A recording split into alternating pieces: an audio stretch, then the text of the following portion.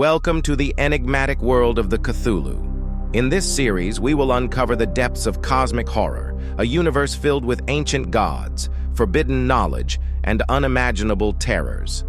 But first, let's delve into the foundation of Cthulhu mythos. Our journey begins with H.P. Lovecraft, the visionary writer behind the mythos. His unique blend of science fiction and horror birthed a new genre known as cosmic horror.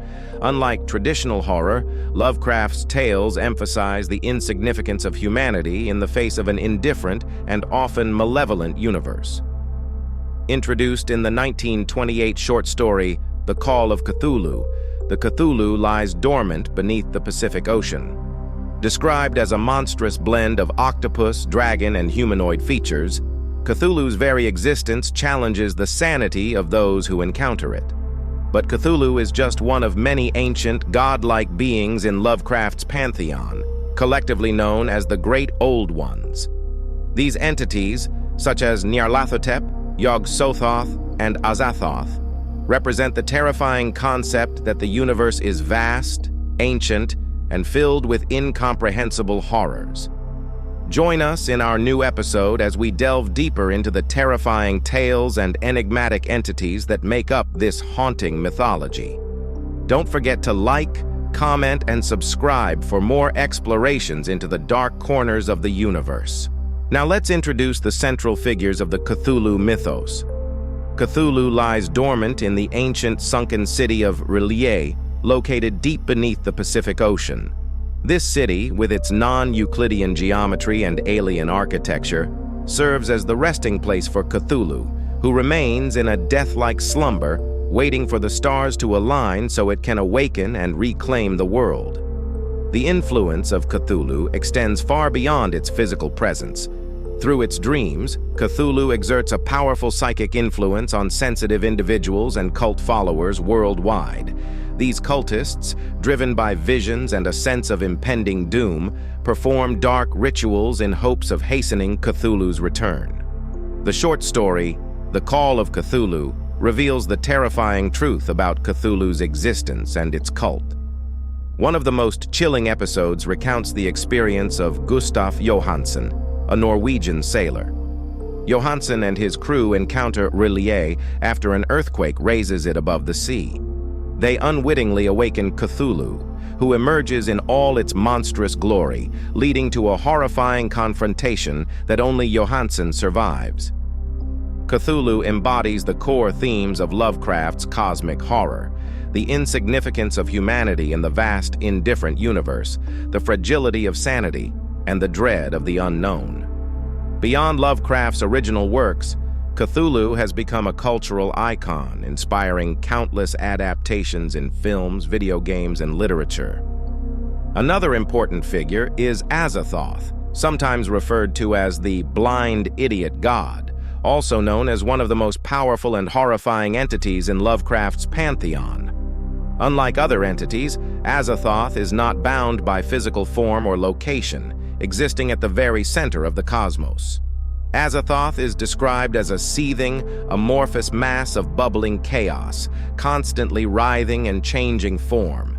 It resides at the center of all infinity, surrounded by a horde of mindless, gibbering entities and demonic flute players whose monotonous, insane piping keeps Azathoth in a perpetual state of stupor. These flute players and other lesser deities surrounding Azathoth maintain a ceaseless, maddening rhythm, preventing the god from fully awakening. The suggestion is clear. If Azathoth were ever to awaken, its sheer chaotic power could unravel the fabric of reality itself. Ancient texts like the Necronomicon and the Pnakotic manuscripts contain references to Azathoth, often invoking its name in spells and rituals meant to contact or appease the outer gods. This entity represents the ultimate embodiment of chaos and cosmic indifference. It is a reminder of the unpredictable and often terrifying nature of the universe. Yog-Sothoth is often referred to as the All-in-One and the Beyond One. Unlike many other entities in the mythos, Yog-Sothoth exists outside of our conventional understanding of space and time.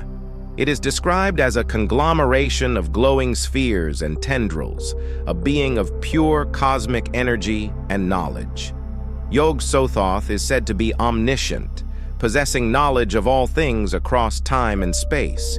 It is both the key and the gate, existing simultaneously in all places and all times. This makes Yog-Sothoth a particularly terrifying entity, as its influence can permeate the past, present, and future. In Through the Gates of the Silver Key, Randolph Carter uses the Silver Key to traverse dimensions and encounters Yog-Sothoth. This story illustrates the entity's dominion over time and space. Yog-Sothoth's presence is often associated with forbidden knowledge and arcane rituals.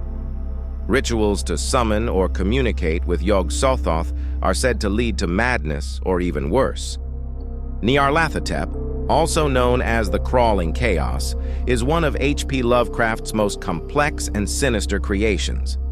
Unlike many other entities in the mythos, Nyarlathotep actively interacts with humans, spreading madness and discord.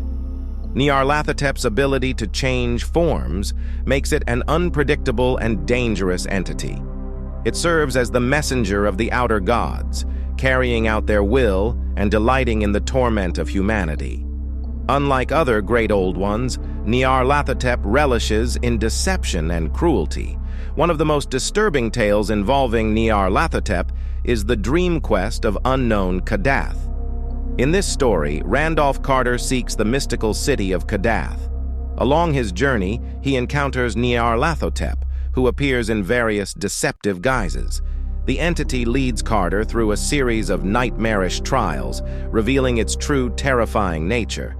These challenges involve Carter venturing into the Plateau of Leng, a desolate and eerie place inhabited by the moon beasts and their cannibalistic worshippers. Carter is captured by the moon beasts, grotesque and horrifying creatures that serve Nyarlathotep. He is imprisoned in their nightmarish city and subjected to the fear of being sacrificed or devoured. After the encounter with Nyarlathotep, Carter is left in a state of despair, because Carter was manipulated and deceived every time, questioning his sanity.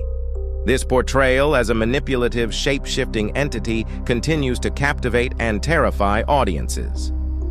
The terrifying and mysterious entity, known as Shub-Niggurath, the Black Goat of the Woods, is a deity of fertility and corruption, symbolizing both creation and monstrous birth. It is typically depicted as an amorphous mass of writhing tentacles, mouths, and other grotesque appendages. This entity is surrounded by countless offspring, known as the Thousand Young, monstrous creatures born from its own corrupt essence. The Whisperer in Darkness introduces us to the dark worship of Shub-Niggurath. The Black Goat exerts a terrifying influence over those who worship it. The cultists, driven by their desire for power and forbidden knowledge, perform grotesque rituals to appease their dark god. Central to these rituals are the sacrifices, often involving innocent victims abducted by the cultists. The victims are brought before the altar, their pleas for mercy drowned out by the fervent chanting of the worshippers. The sacrifices are brutally offered to Shub-Niggurath, their lifeblood believed to nourish the entity. However, these rituals often involve grotesque offerings and the promise of fertility and power in exchange for servitude. All these entities, from the colossal Cthulhu and the malevolent Nyarlathotep to the corrupt Shub-Niggurath, embody the essence of cosmic horror. They remind us of our insignificance in the grand scheme of the universe and the fragile nature of our sanity.